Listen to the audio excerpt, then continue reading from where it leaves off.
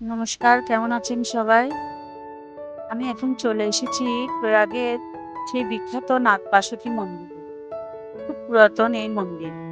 মন্দিরের দেওয়ালে খুব সুন্দর কারুকাজ করা আছে। মহাদেবকে বিষ পান করছে এটা। তো যে অমৃত সন্ধানে যে সমুদ্র মন্থন করা হয়েছিল, সেই ছবিও দেয়া আছে এখানে। অসুররা দেবতারা যে বাসুকীনাথকে যে তৈরি করে সমুদ্র মন্থন করেছিল, তারও ছবি দেওয়া আছে এখানে। সুন্দর। এই মন্দিরে শীষনাগ আর বাসুকীনাথেরও পূজা করা হয়, আর শিবেরও পূজা করা হয়। সুন্দর এই মন্দির। লক্ষ লক্ষ দর্শনার্থী এই মন্দিরে আসেন প্রথমে।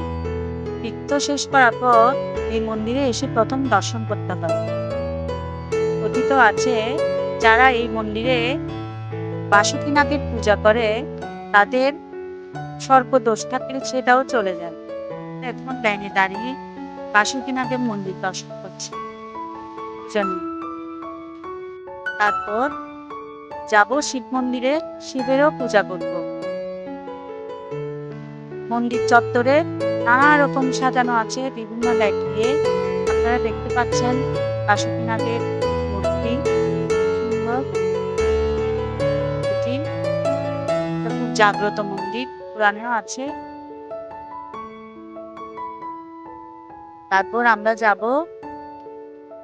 হনুমানের মূর্তি আছে। হনুমানের মূর্তি দেখতে পাচ্ছেন, এই হনুমানের মূর্তি। খুব সুন্দর। এটা হচ্ছে একটা মূর্তি, নাগপাশাকি দেবের মূর্তি, গাছের নিচে সুন্দর করে সাজানো।